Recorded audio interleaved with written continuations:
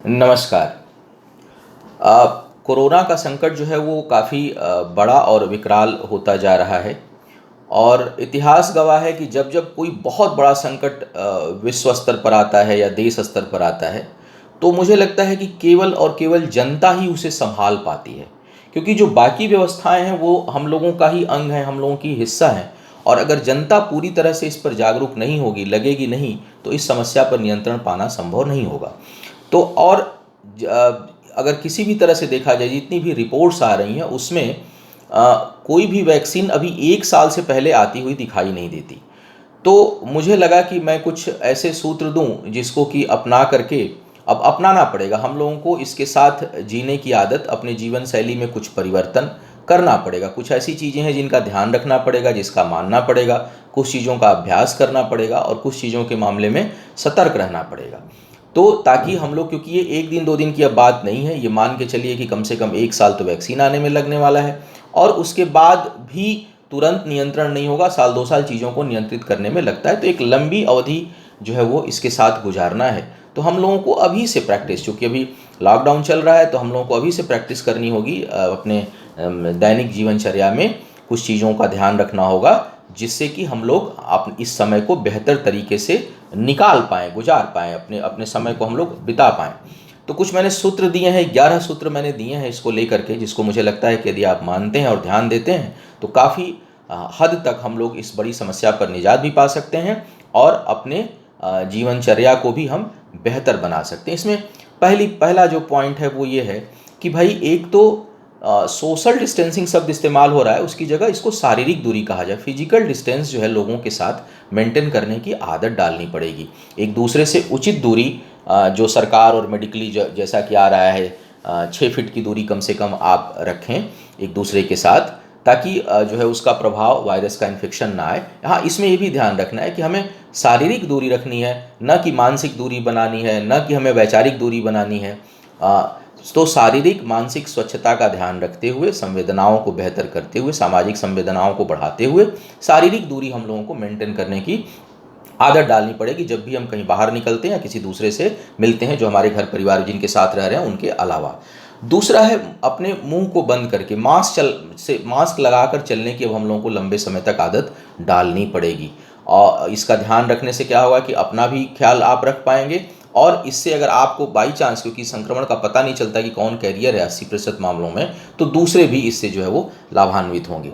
तीसरा है कि फाइनेंशियल प्लानिंग कर लीजिए, क्योंकि फाइनेंशियल प्लानिंग डिस्टर्ब होने की संभावना पूरे ग्लोबल लेवल पर आने वाली है। तो अपने खर्चों को कम करके फाइनेंशियल प्लानिंग कम से कम 2 साल के लिए आप इस तरह से करिए कि आप अपने परिवार को भी चला पाएँ और यथासंभव जो लोग जितना कर सकते हैं उतना अपने आसपास गरीब कमज़ोर लोगों की मदद कर सकें, एक दूसरे की सहायता कर सकें।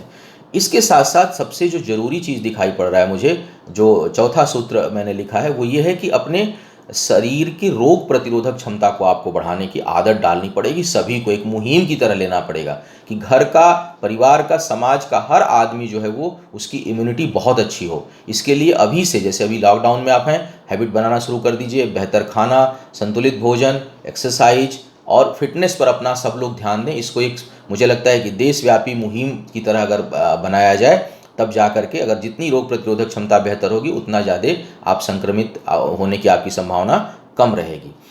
उसके साथ साथ मुझे लगता है कि कुछ कई बार मन उदास होता है कि हमको यहाँ जाना था, वहाँ जाना था और हम लोगों ने ये नहीं कर पाए, वो नहीं कर पाए। तो कम से कम 1 साल के लिए मुझे लगता है फ़िलहाल तो किसी भी प्रकार की, कहीं पार्टी का आयोजन था, कहीं घूमने जाना था, कोई यात्रा थी, अनावश्यक कार्य व्यापार संबंधी नहीं, वो तो जब सरकार खोलेगी तो खोलेगी, लेकिन घूमने फिरने संबंधी यात्राओं और पार्टी का जो आयोजन की जो लिस्ट बनी हुई थी उसको हटा करके और उसकी जगह पर आप क्या सार्थक कर सकते हैं उसकी लिस्ट को आप डालिए और मन को अब उधर से हटा लीजिए। छठवां बहुत महत्वपूर्ण, अक्सर हम लोग पूजा पाठ धर्म में हम लोग सोशल गैदरिंग करने लगते हैं। तो पूजा पाठ को एकांचित होकर या जो भी आप जिस भी धर्म से हों, उसको आप अपने एकांचित होकर अपने स्थान से करने की आदत डालिए।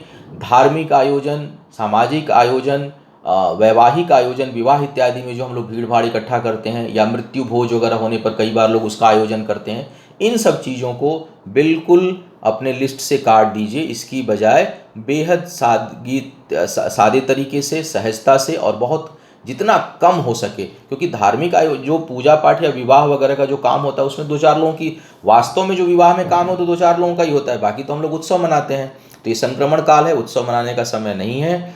आपको चाहिए कि आप किसी भी प्रकार के सामूहिक चीज़ों को अभी ना करें और उसको बिल्कुल लिस्ट से हटा करके मिनिमम लोगों के जैसा भी वहाँ का उस राज्य का, जिले का जो कानून सरकार बना रही है, दिशा निर्देश, उसके अनुसार उसको करने की आदत डाल लीजिए। क्योंकि जब हम आदत में बना लेंगे तो हम उसी काम को खुश होकर करेंगे, और जब कानून जैसा लगता है तो हमें लगता है कि अरे सरकार तो हमें गंडा मार रही है, हमें बाध्य कर रही है, हमें मजबूर कर रही है, हम तो स्वतंत्र हैं।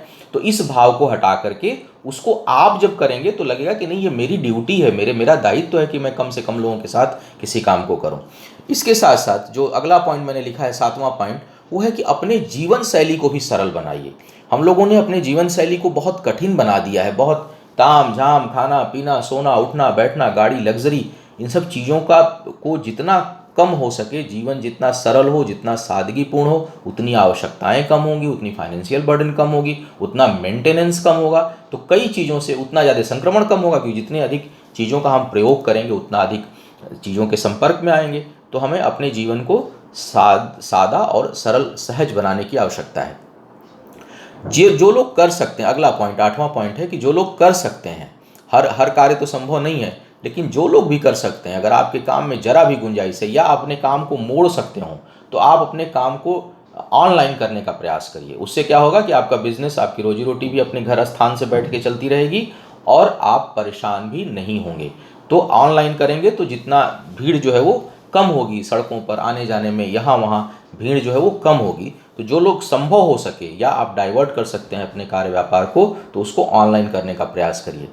उसके साथ साथ मुझे लगता है कि एक चीज़ और मेरे दिमाग में आई थी, उसको मैंने लिखा है सूत्र में 9वां, कि छोटा या बड़ा, अभी तो पब्लिक ट्रांसपोर्ट को लोग मना कर रहे थे, पब्लिक ट्रांसपोर्टेशन पे ज़्यादा जोर दिया जाता, लेकिन आने वाले कुछ समय के लिए मुझे लगता है कि पब्लिक ट्रांसपोर्ट सेफ नहीं रहेगा। तो भले 2 व्हीलर ले लीजिए, छोटी गाड़ी ले लीजिए, लेकिन उसका प्रबंध मुझे लगता है कि करना पड़ेगा और करना चाहिए, उसकी तैयारी कर लीजिए, ताकि आप सुरक्षित रहेंगे, कम से कम लोगों के संपर्क में आएंगे, घर से सीधे निकले, जो आपका काम है वहाँ गए और वहाँ से सीधे घर चले आए। और कोशिश करिए कि अगर आपको ऑफिस वगैरह भी चलाना है तो वो अपने घर से काम करें या ऑनलाइन काम करें, ताकि आने जाने का भी वो कम हो। इसके साथ साथ एक और सुझाव देखिए, जब भी कोई महामारी या कोई बड़ी समस्या आती है तो कुछ सीख दे जाती है। हम लोग बहुत दूर दूर जा करके काम करने लगते हैं। इससे होता क्या है कि जो हमारा क्षेत्र है, गांव है, या हम जहाँ से हैं, वो अनाथ सा पड़ा रहता है, और परिवार के लोग वहाँ पर हैं तो वो भी अकेले हैं, आप भी कहीं अकेले हैं। तो जहाँ तक हो सके, जिन जिन लोगों को संभव हो, वो अपने बिल्कुल या तो अपने मोहल्ले में, अपने गाँव में, अपने घर में या अपने ज़िला में किसी प्रकार से अपने काम की व्यवस्था आप लोग करिए और कराइए, जिससे क्या हो कि ये पलायन, दूसरे शहर से दूसरी जगह जाना, इन सब चीज़ों को कम किया जा सके और लोड भी इससे कम आएगा। अपने अपने क्षेत्र में अगर काम करना हम लोग प्रारंभ करेंगे तो उससे क्षेत्र का भी विकास होता है और ये बिना वजह दूसरी जगहों पर लोड भी कम पड़ेगा, और इससे आप अपने और अपने परिवार का बहुत अच्छे से ध्यान रख पाएंगे। और इसके साथ जो 11वां पॉइंट मैंने लिखा है, सबसे महत्वपूर्ण, वो सबको ध्यान रखना है कि किसी भी प्रकार की, वैसे तो हर समय रखना चाहिए, लेकिन संक्रमण काल जब हो ना, तो बहुत एकता की आवश्यकता होती है, बहुत सामूहिक संगठन की आवश्यकता होती है। किसी भी प्रकार के विवादों से दूर रहिए, चाहे वो अपने परिवार के लोगों के साथ हो, चाहे अपने मोहल्ले के किसी के साथ हो, चाहे समाज के साथ हो, चाहे संप्रदाय के साथ हो, किसी भी प्रकार के विवादों से दूर रहिए। क्योंकि ये जो महामारी है, ये जो रोग है, यह ना तो आपकी जाति देखेगा, न धर्म देखेगा, ना आपकी लिंग देखेगा कि आप पुरुष हैं कि महिला हैं, कि आप ना आपकी आयु देखेगा। ये किसी को कभी भी कहीं भी हो सकता है। तो बेहतर है कि हम लोग संगठित बने, एक बने और एक होकर के इस बड़ी समस्या से हम लोग लड़ें। निश्चय ही हम लोग इसको परास्त कर पाएंगे और इस संक्रमण काल में भी एक बेहतर दिशा की ओर अपने आप को मोड़ पाएंगे।